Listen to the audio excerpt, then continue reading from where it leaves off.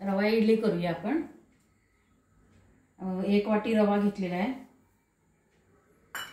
1 वाटी दही घेतलेलं आहे,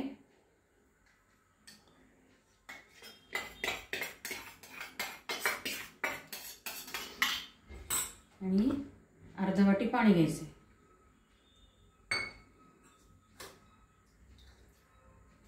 हे सगळं मिक्स करून भिजत ठेवायचे, जरा रवा फुगला पाहिजे। ते रव्याचं भिजत ठेवलेलं आहे। आता चटणीची तयारी करून घेऊया। डाळ घेतलेली आहे, डाळ, कोथिंबीर, पुदिना, आलं लसूण आणि लसूण आणि मिरची आणि खोबरं सगळं आता मिक्स करूया।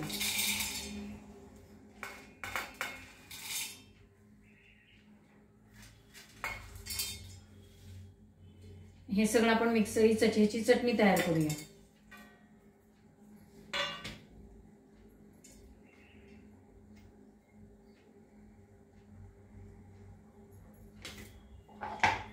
खोबरं सगळं घेतलेलं आहे त्याच्यात।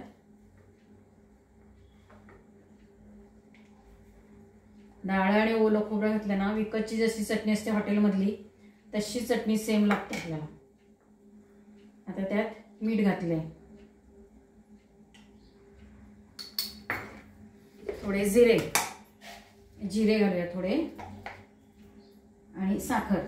आता हे मी मिक्सरमधनं काढते, म्हणजे चटणी करता येईल।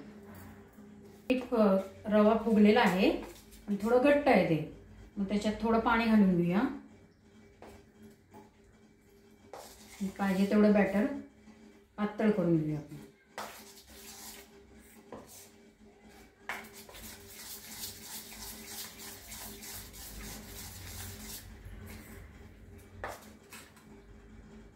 आता त्याच्यामध्ये फ्रूट सॉल्ट म्हणजे इनो घालूया, थोडं त्याच्यावरती पाणी घालूया चमचाभर। कसं फसफसलं मस्त पैकी। आता ते सगळं पटकन मिक्स करायचं पटापट। आता ह्याच्यामध्ये थोडं मीठ घालायचं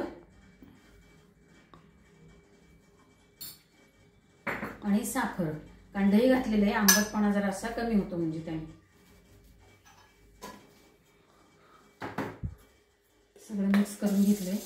इडलीचं पात्र ठेवलेलं आहे आधीच, त्यात पाणी घालून गरम करत ठेवलेलं आहे ते।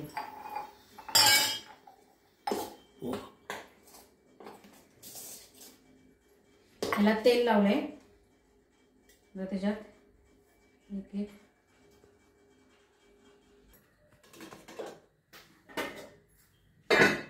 ह्याच्यात तिसऱ्याला सुद्धा मी सगळं झाकून घेऊया।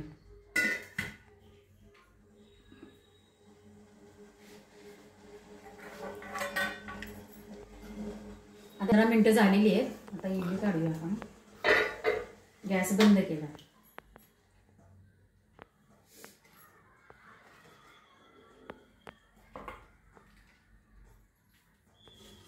लुसलुशीत इडल्या झालेल्या आहेत।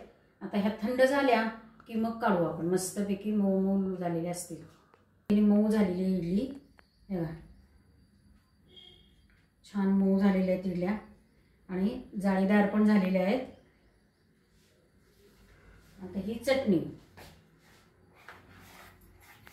चटणी आणि इडली या सगळेजण खायला